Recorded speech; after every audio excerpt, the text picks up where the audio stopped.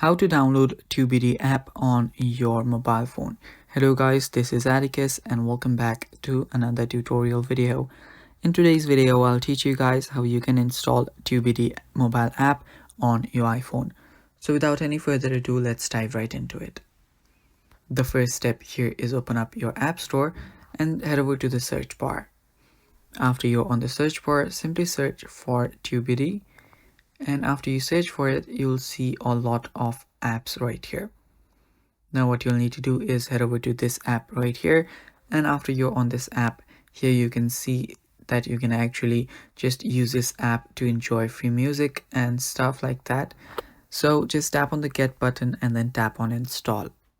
After you tap on install, it should start downloading and then you're basically good to go. Now your download speed will depend on your internet speed. So yeah, just wait for it to download and you're basically good to go.